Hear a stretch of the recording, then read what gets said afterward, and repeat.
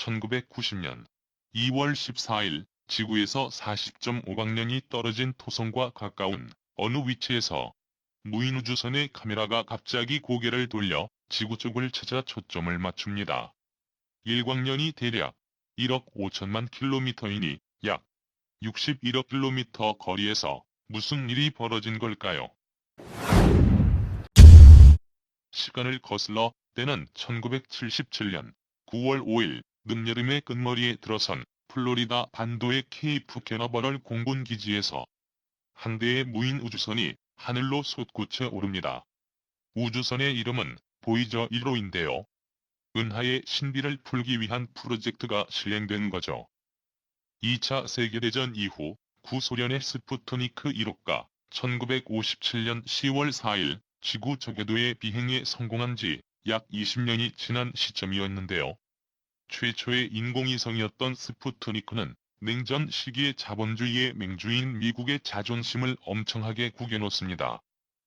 미국은 이에 자극받아 이듬해 머큐리 프로젝트라고 명명한 우주 프로그램의 시동을 겁니다. 지구 궤도에 인간을 올려놓는 프로젝트였는데요.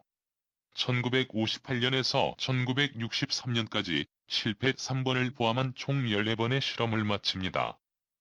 그러나 우주 궤도에 인간을 먼저 올려놓은 쪽은 소련이었죠. 1961년 4월 13일 보스트크 1호에 탑승한 유리 가가린은 322km 높이의 궤도에 올라가서 1시간 48분 동안 지구 궤도를 일주합니다. 지구를 바라보며 가가린은 감탄에 빠집니다.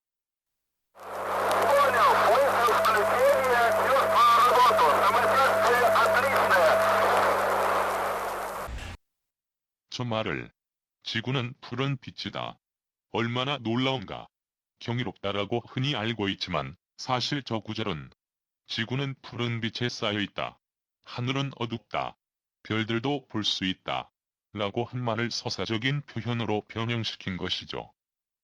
가가린이 멀리서 지구를 바라보니 우리가 서로 다투기에는 지구가 너무 작다는 것을 깨달았습니다. 라고 했다고도 하지만 사실은 이랬죠. 우주선에서 지구를 볼 때 지구가 얼마나 아름다운지 몰랐습니다. 이 아름다움을 지키고 높입시다. 파괴시키지 말고.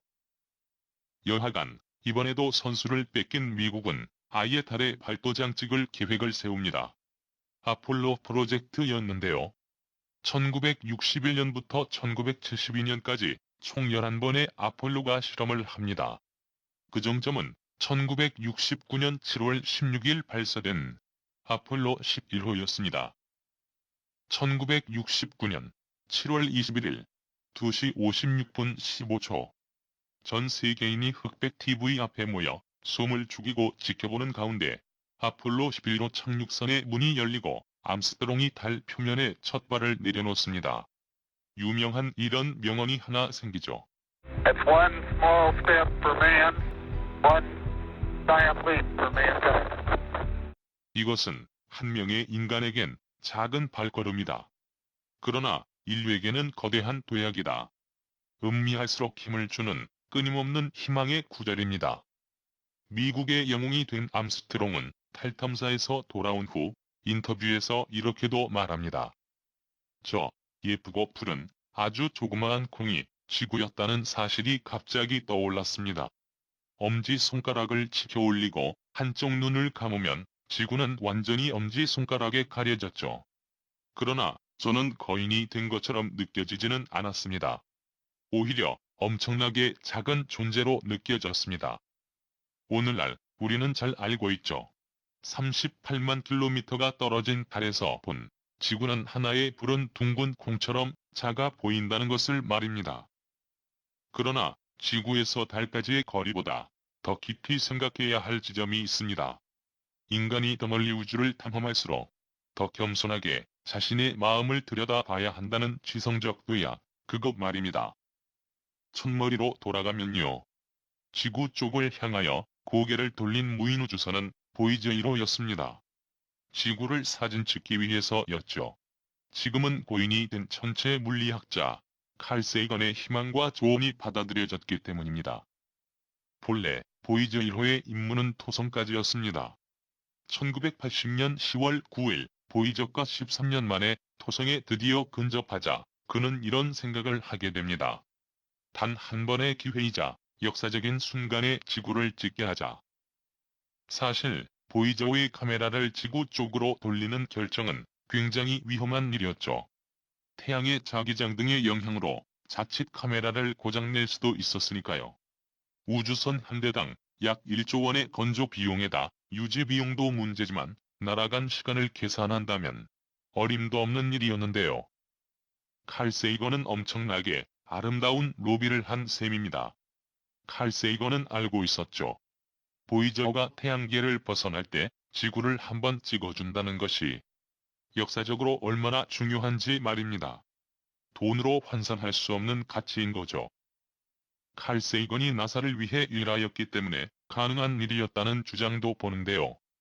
진실은 그가 나사에 속해 일하지 않았습니다. 당연히 보이저의 영향을 미칠 능력도 없었죠. 당시 제트 추진연구소에 속한 모든 사람들도 모두 반대를 하고 있었고요. 보이저 사진은 지켜질 운명이었다. 딱 이 말 외에는 다른 단어로 표현하기가 어렵습니다. 1990년 2월 14일 보이저가 해왕성을 지나 태양계를 벗어나야 하는 시점에 보이저의 기기를 수리할 필요가 생기는데요. 그러자 무선 명령을 내리고 전송한 요원들도 해고되거나 다른 프로젝트로 이전되는데요. 때마침 한때 우주 비행사이기도 했으며 칼 세이건의 주장에 동조하던 트롤리가 나사의 관리자로 있었던 관계로 극적으로 보이저 1호는 고개를 돌려 지구를 촬영할 수 있게 됩니다. 운명적이라 하든 필연적 흐름이라 하든 간에 일이란 무언가 맞물려 기회가 만들어지더군요. 조건 없는 원인은 없고 원인 없는 결과는 없으니까요. 여하간 보이저 1호가 찍은 지구의 사진은 어땠을까요? 한번 감상해 볼까요? 지구의 모습은 그저 작은 점에 불과했습니다. 0.12 픽셀의 보일락, 말락한 점 하나가 광활한 우주의 먼지처럼 박혀 있었던 거죠. 1 픽셀의 한 편이 0.26mm 정도 되니 볼펜으로 살짝 찍은 듯한 0.02mm 정도의 점 하나가 우주 공간에 덜렁 떠있는 광경을 한번 상상해 보십시오. 칼 세이건은 사진을 본 그날 이 점이 창백한 푸른 점이라고 단박에 머리에 떠올랐을 겁니다. 후일 창백한 푸른 점이라는 이름으로 저서도 내는데요. 그는 이 사진 한 장으로 전 지구인의 가슴을 후벼팝니다. 그의 목소리를 들어보도록 하죠. 보이저의 임무는 토성을 마주칠 때까지였습니다. 저는 보이저가 토성을 지나갈 때 카메라가 마지막으로 지구 쪽으로 돌아봤으면 좋겠다고 생각했습니다. 제가 아는 한 토성으로부터는 지구가 알아보지 못할 정도로 작아 보일 테니까요. 지구는 그저 한 점의 빛, 외로운 픽셀에 불과하겠죠. 주변에 있는 다른 점들의 빛과도 구분이 안 될 정도로 말입니다. 보이저가 태양에서 멀리 떨어진 인근 행성도 볼 수 있을지도 모르죠. 그러나 그러한 지구의 모호함 때문에 그 사진을 찍는 것이 가치 있다고 생각했습니다. 거의 모든 사람들은 지구가 구형이고 중력으로 인해 우리가 지구에 달라붙어 있는 것이라고 배우지만 우리의 모습은 아폴로호에서 보내온 소위 유명한 사진을 보기 전까지는 실제 지구의 모습을 몰랐죠. 인간의 마지막 달 탐사였던 아폴로 17호의 우주 비행사가 찍었던 지구가 다 들어오게 꽉 차게 찍은 그 사진을 보기 전까지는 말입니다. 그러나 그 사진에서 인간은 어디에도 없습니다. 우리가 일하는 모습도, 우리의 기계들도, 아니, 우리 자신들마저도 말입니다. 이 먼 거리에서 보면 행성들은 보이저에 탑재된 고해상도 망원경을 통해서조차 빛이 바래거나 벗겨진 것처럼 보이죠. 그들은 지구 표면에서 맨눈으로 보이는 별들과 같으며 대부분의 별들보다 더 밝은 빛을 내는 점들일 뿐이죠. Consider again that dot. That's here. That's home. That's us. On it, everyone you love, everyone you know, everyone you ever heard of, every human being who ever was, lived out their lives. The aggregate of our joy and suffering, thousands of confident religions, ideologies, and economic doctrines. Every hunter and forager, every hero and coward, every creator and destroyer of civilization, every king and peasant, every young couple in love, every mother and father, hopeful child, inventor and explorer, every teacher of morals, every corrupt politician, every superstar, every supreme leader, every saint and sinner in the history of our species lived there, on a mote of dust, suspended in a sunbeam. The earth is a very small stage in a vast cosmic arena. Think of the rivers of blood spilled by all those generals and emperors, so that in glory and triumph they could become the momentary masters of a fraction of a dot. Think of the endless cruelties visited by the inhabitants of one corner of this pixel on the scarcely distinguishable inhabitants of some other corner. How frequent their misunderstandings, how eager they are to kill one another, how fervent their hatreds. Our posturings, our imagined self-importance, the delusion that we have some privileged position in the universe, are challenged by this point of pale light. Our planet is a lonely speck in the great enveloping cosmic dark. In our obscurity, in all this vastness, there is no hint that help will come from elsewhere to save us from ourselves. The earth is the only world known so far to harbor life. There is nowhere else, at least in the near future, to which our species could migrate. Visit? Yes. Settle? Not yet. Like it or not, for the moment, the earth is where we make our stand. It has been said that astronomy is a humbling and character-building experience. There is perhaps no better demonstration of the folly of human conceits than this distant image of our tiny world. To me, it underscores our responsibility to deal more kindly with one another and to preserve and cherish the pale blue dot, the only home we've ever known.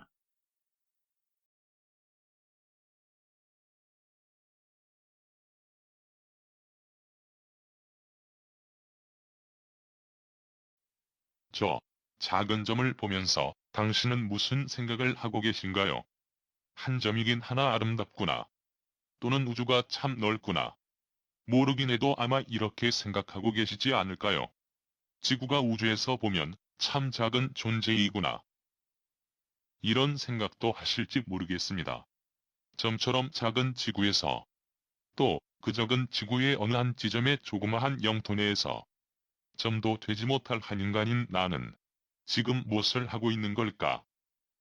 그러한 생각들을 하다가 저는 또 다른 사유로 빠져듭니다. 뜬금없는 질문 하나 드릴까 합니다. 혹시 종교가 있으신가요? 있다면 오로지 하나의 전지전능한 신이 세상을 창조했다는 그 종교를 믿으십니까? 만일 그렇다면 경전 속의 천지 창조가 사실이다거나 아니다, 허구이다 하는 논쟁은 잠시 미루어 두도록 합시다. 대신에 야훼가 7일 만에 창조했다는 믿는 저 지구의 모습을 태양계 내에서 다시 한번 살펴보십시오. 지구에서 토성까지 거리인 61억 킬로미터에서 지켜진 저 사진 속에서 지구를 쉽게 찾을 수 있으신가요? 태양계의 태양에서 명왕성까지의 거리는 약 74억 킬로미터입니다. 그렇다면 태양계의 지름은 대략 148억 킬로미터가 될 텐데요. 이 거리라면 창백한 푸른 점인 지구는 아예 보이지 않을지도 모릅니다. 그런데 우리 은하계에는 이런 크기의 태양계가 약 2천억 개 모여 있는 것을 혹시 아시나요? 또 우리 은하계는 1000억 개의 은하 중에 하나라는 사실도 아시나요? 이걸 우리는 우주라고 부르는데요. 그런데 우리가 우주라고 쓰는 개념도 관측이 가능한 범위 내의 우주라는 사실을 알면 경악을 하게 되죠. 게다가 허블이 발견한 우주 팽창론 및 상대성 이론과 양자론의 충돌을 설명하는 조건 이론에 의하면 우주는 한 개가 아닌 수십 개일 수도 더 많을 수도 있습니다. 이쯤에 이르면 대가리 아파할지도 모릅니다. 그래서 머리를 식힐 수 있는, 잘 아실 수도 있는 이야기를 하나 들려드릴까 합니다. 평생을 우물 안에서만 사는 개구리가 있었습니다. 그는 우물 안에서도 모든 것을 얻을 수 있었죠. 물도, 음식물도, 휴식도 취할 수 있는 공간이 모두 있었죠. 개구리는 우물이 세상의 전부라고 여기게 됩니다. 다른 생각은 할 필요도 없었고 원하지도 않았죠. 그러던 어느 날 엄청난 양의 비가 내렸습니다. 급기야는 우물이 넘쳤는데요.